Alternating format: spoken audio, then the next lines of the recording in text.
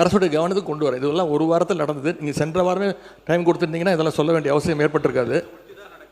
இதே நாளில் திருவள்ளூர் மாவட்டம் கும்மிடிப்பூண்டி சானாபுத்தூர் கிராமத்தைச் சேர்ந்த ரஞ்சன் அப்படிங்கிற இளைஞரும் கொலை செய்யப்பட்டிருக்கிறார்.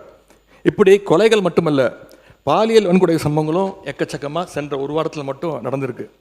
கிருஷ்ணகிரி மாவட்டத்தில் 9 வயது சிறுமி ஸ்கூல் முடிஞ்சு வீட்டுக்கு போயிட்டு இருந்தப்போ வழியில் கடத்தப்பட்டு பாலியல் வன்கொடுமைக்கு ஆளாக்கப்பட்டிருக்கிறாங்க. அதே மாதிரி தூத்துக்குடி மாவட்டம் ஆறுமுகநேரியில் ஆளுங்கட்சி நிர்வாகிகள் மேலேயே பாலியல் புகார்கள் இன்றைக்கி தொடர்ந்து வந்த வண்ணம் இருக்கிறது.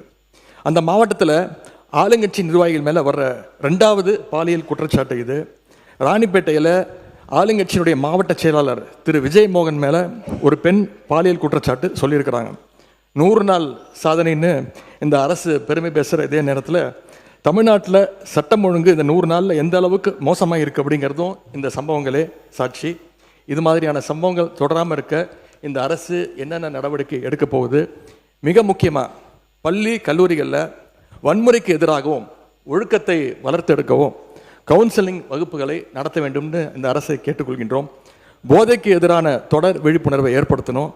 மிக முக்கியமாக சட்டம் ஒழுங்கு பிரச்சனையை கட்டுக்குள் கொண்டு வர இந்த அரசு உறுதியான நடவடிக்கை எடுக்க வேண்டும் என்று எங்களுடைய சார்பாக நான் கேட்டுக்கொள்கிறேன். காவல்துறை மானிய கோரிக்கைகளை பேச வேண்டிய அத்தனை செய்திகள் இப்போதே பேசிவிட்டீர்கள்.